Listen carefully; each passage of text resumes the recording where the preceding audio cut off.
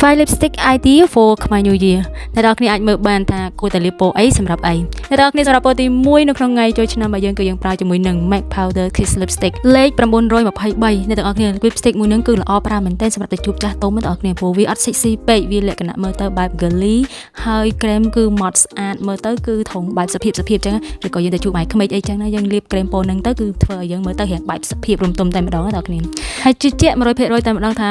ចាស់ទុំក៏នឹងពេញចិត្តតែម្ដង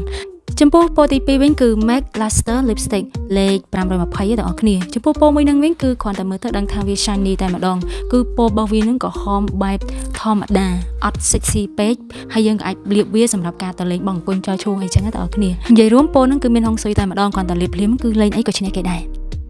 ចូលមកដល់ពណ៌ទី3គឺ MAC Luster Lipstick លេខ502បងប្អូនគ្នាចំពោះលេខ502នេះក៏អត់ខុសពីលេខ520មកដែរគឺលក្ខណៈពណ៌ shiny ដូចគ្នាតែម្ដងគាត់ថាពណ៌នេះវាមានរាង bling bling លើបបោមាត់បន្តិចទេបងប្អូនគ្នាពេលដែលយើងលាបទៅអញ្ចឹងមើលទៅកាន់តែ shiny ទៀតអញ្ចឹងពណ៌នេះគឺខ្ញុំ recommend ឲ្យលាបទៅជួបមិត្តភក្តិកញ្ចាស់របស់យើងទេបងប្អូនគ្នា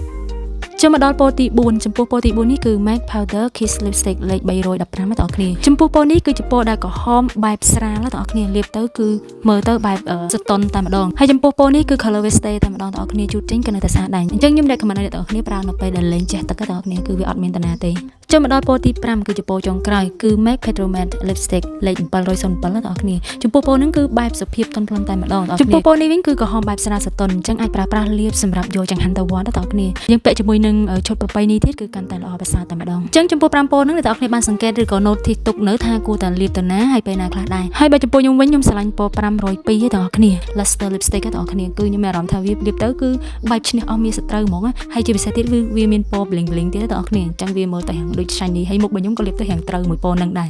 ហ្នឹងហើយអ្នកនរគ្នាអញ្ចឹងវីដេអូខ្ញុំមានតែប៉ុណ្្នឹងទេហើយអ្នកនរគ្នាបានត្រៀមអីគេខ្លះសម្រាប់ចូលឆ្នាំខ្មែរខាងមុខហ្នឹងហើយបើចំពោះខ្ញុំវិញអត់ទាន់មានត្រៀមអីទេទាំងអស់គ្នាគឺមានតែក្រែម5ដើមហ្នឹងតែប៉ុណ្ណោះកំពុងបែងចែកថាគួរតែណាខ្លះអញ្ចឹងវីដេអូរបស់ខ្ញុំគឺមានតែប៉ុណ្្នឹងទេអរគុណច្រើនទាំងអស់គ្នាជួបគ្នាវីដេអូក្រោយអរគុណច្រើនបាយបាយជម្រាបលា